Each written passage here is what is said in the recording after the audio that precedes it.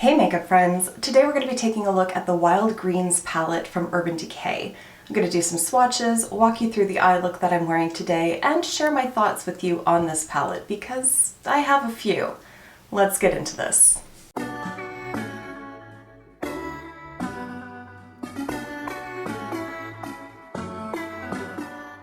As always, I want to start off by welcoming you back to my channel, or if you're new here, then hello and welcome. My name is Kara, and on my channel we like to mix beauty, brains, and the occasional F-bomb.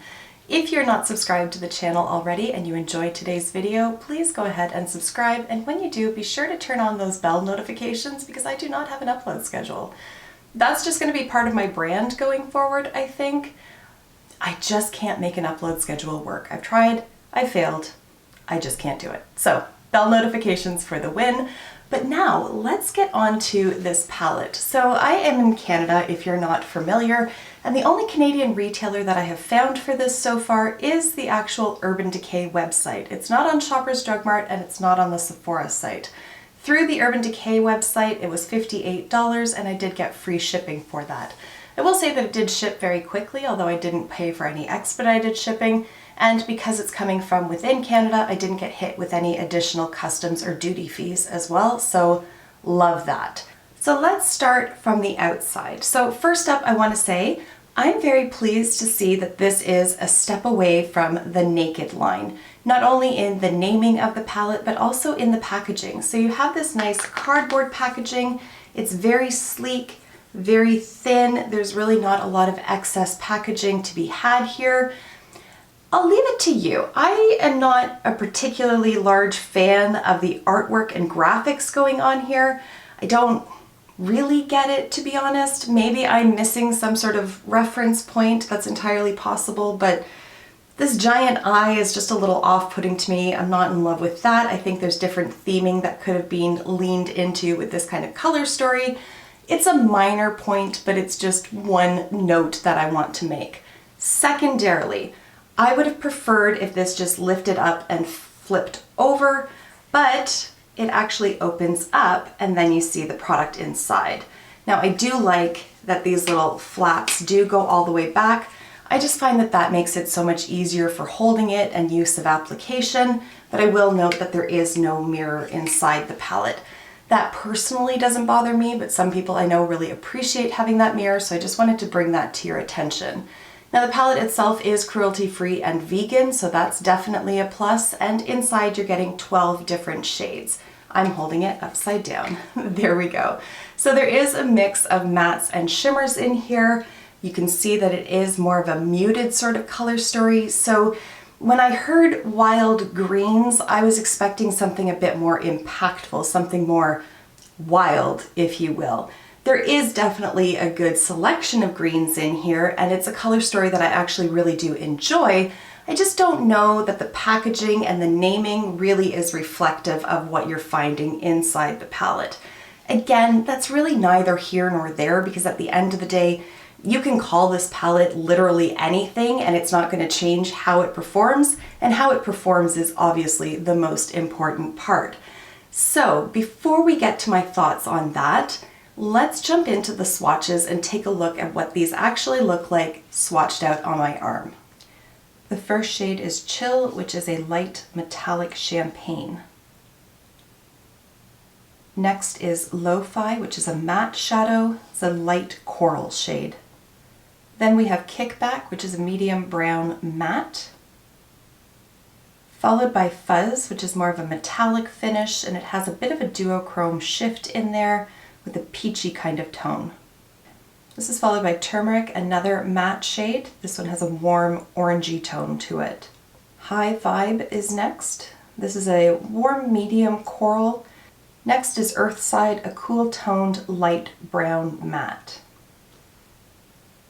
Then we have Super Greens, which is a very light green matte. Followed by Prickly, a very light, almost aqua kind of shade with a metallic finish.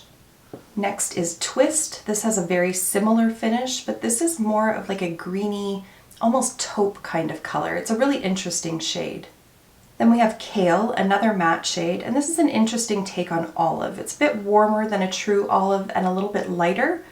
And finally we have the shade Stash, which again has that more satiny kind of finish, and this is a very deep green with hints of brown in it. Overall, I do think that this is a very pretty and a very cohesive color story. I don't think it's anything that's really pushing the envelope or anything too far outside of the box, but having said that, I definitely think there's pros and cons to this. I think that it's a nice introduction to color for somebody who's a little bit newer to that world. There's no shades in here that are particularly intimidating or unapproachable, and I do think a lot of these shades really complement each other. So when you're sitting down to decide how you want to pair them, I don't think that it's going to be overwhelming for somebody who's unfamiliar with working with color. As we can see in the application video, I had no issues blending out the mattes. They are very pigmented. They layer on top of each other nicely, and they are highly blendable. I'd also note that this matte formula is easier to work with than previous palettes that I've tried from Urban Decay. Save for except maybe the Naked Wild West, I find that that formula was better than even say the Naked 3 palette that I had many years ago. This one, the mattes are a lot smoother, they're a lot softer in the pan than what I recall them being in the Naked palettes, and I think they've just tweaked the formula a bit, and that really helps to make them more blendable.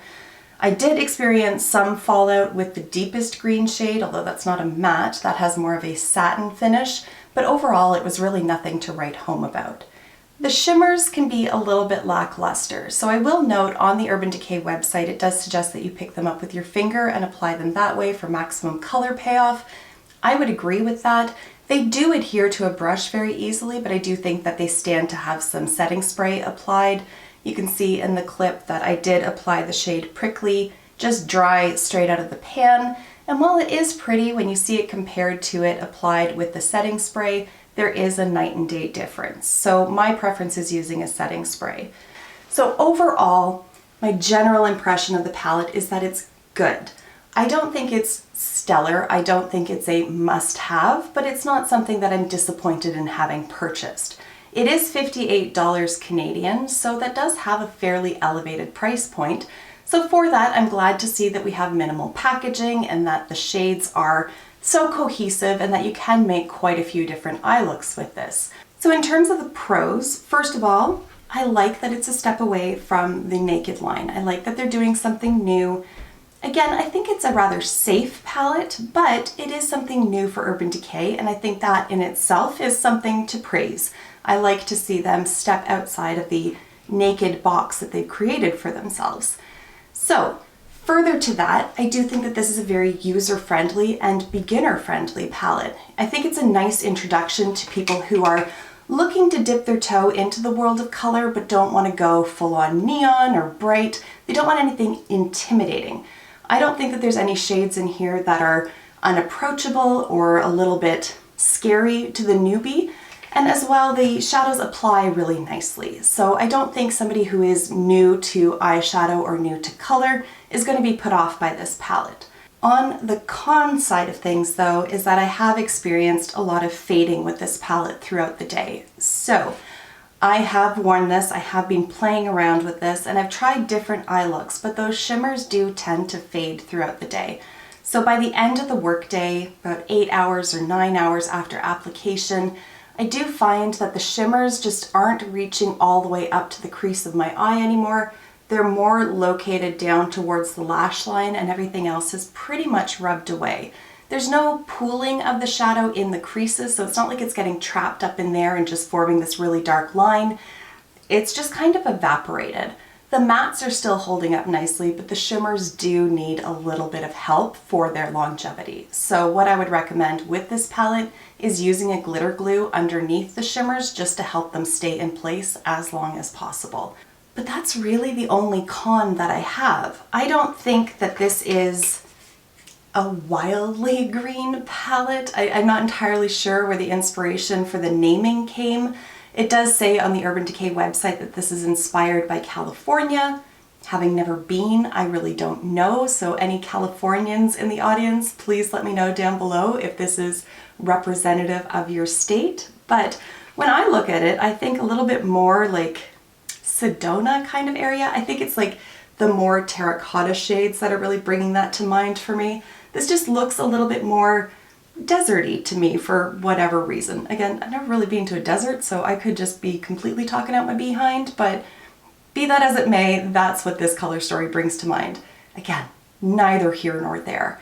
I really don't have any massive warnings on this. All I would say is that this is the kind of palette that I'm happy that I have it, but I don't see it going into super heavy rotation in my collection. There's just nothing so special about it that I'm going to keep reaching and reaching and reaching for it, if that makes sense.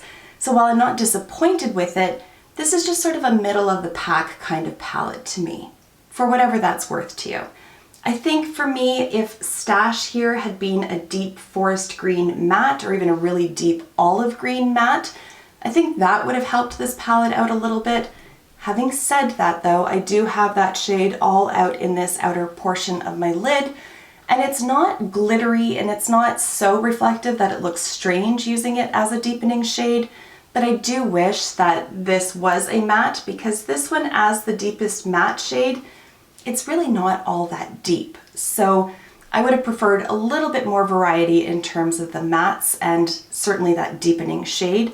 But again, it is a minor gripe. So I guess overall, I'm giving it a solid like 6.5 out of 10, maybe 7 out of 10. Like I said, I do think it is very user-friendly, but I do think there is a learning curve to it, especially for the longevity of the shades. So that's where we're going to leave it. I'm not disappointed in it, but I'm not jumping up and down for joy over it as well. If you have tried this palette, I would love to hear from you in the comments what your experiences have been. Are there any pros or cons that I have missed that you've experienced? Have you had the same issue with fading with those shimmery shadows that I've had?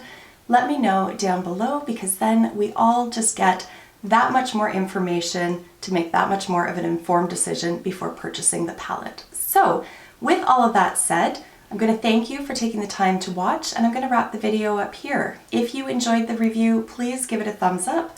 And if you aren't subscribed to the channel, I ask that you consider doing so. But for now, I'm going to say goodbye, and I will see you in my next video. Until then, just be a decent human being. Bye for now.